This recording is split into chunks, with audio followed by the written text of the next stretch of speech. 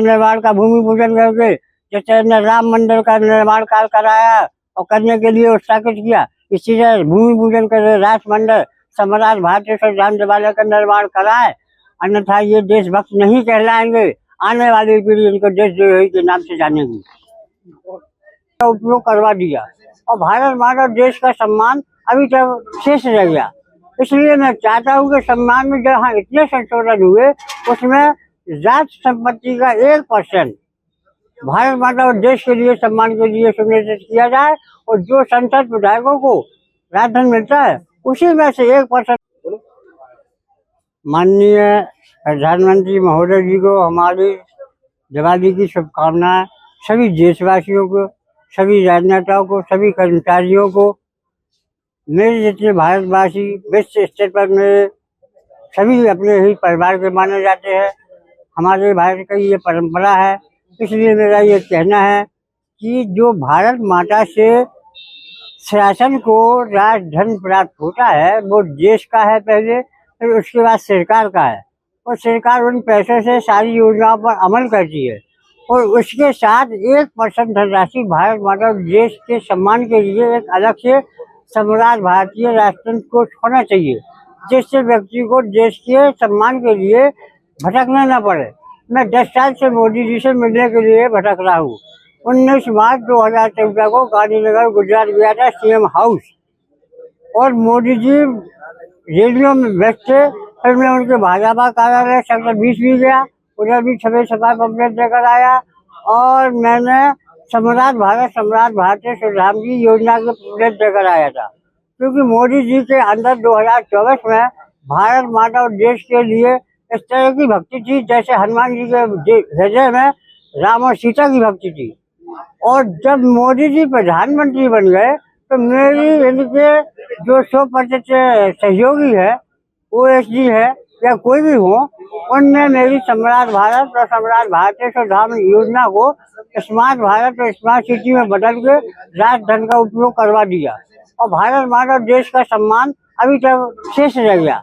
इसलिए मैं चाहता हूँ कि सम्मान में जहाँ इतने संशोधन हुए उसमें राष्ट्र संपत्ति का 1% भारत माता और देश के लिए सम्मान के लिए सुनिश्चित किया जाए और जो संसद विधायकों को राजधन मिलता है उसी में से 1% से 5% तक देश के हर शहर में, हर गांव में, हर पंचायत में 50x50 का भी हो, लेकिन सम्राट भारतीय संविधान राष्ट्र मंडल का निर्माण होना जरूरी है।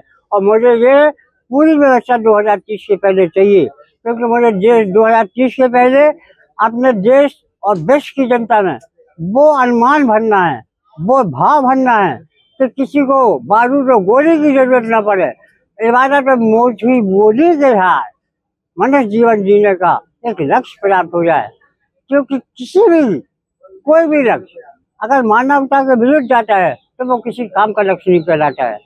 इसलिए मोदी जी ने जितना भी देश का विकास किया, आज मोदी जी को जो विदेशों में देश में सम्मान मिल रहा है, ये मोदी जी के 1941 में ये देशभक्ति करते हुए शहीद हो गए थे। ये अभी किसी भी राजनेता या किसी भी शास्त्री को पता नहीं है, पर मुझे पता है।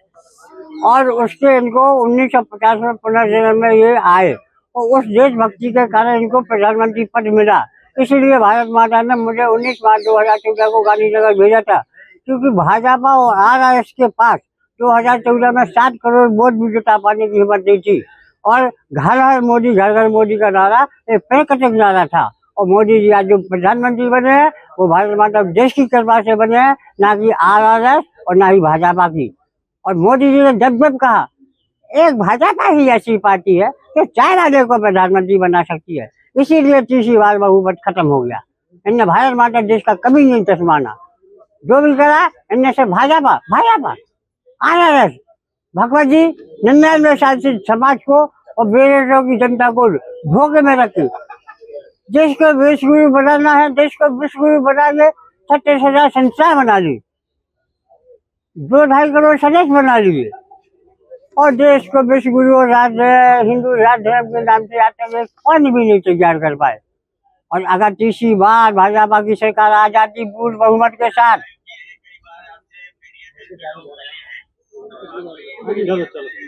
आ जाती है मैं तीसरी बार, तो आज 100वीं वर्ष में मोहन भगवत जी मोदी जी को विश्व गुरु के रूप में ख्याति प्राप्त करके और फिर के 100 साल तक झूठ बोल कर रोटी सेकने का काम अपना लेती और देश की जनता गुमराह होती जाती।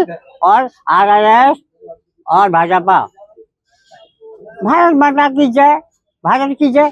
ये तो आजादी के लिए आजादी का उद्घोष था। सच्ची देशभक्ति क्या है इनको किसी को पता ही नहीं है। तो आजादी के घोष के नारे को वो आज देशभक्ति का नारा बना देते हैं, है?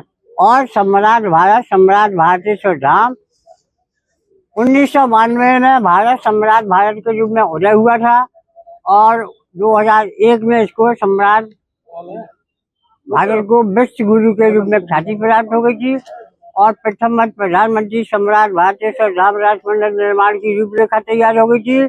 और इसी कारण ये 2024 में 14 में मोदी जी को प्रधानमंत्री बैठ के वही भाजपा है, वही RRS है। जब मोदी जी गुजरात के मुख्यमंत्री हटे, विदेशों से इन्हें आने के लिए वीजा नहीं मिला, तब मोदी जी की भपका कहाँ था?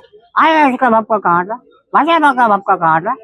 और प्रधानमंत्री बनने के बाद मोदी ने देश को भूल ही गए। भाजपा को,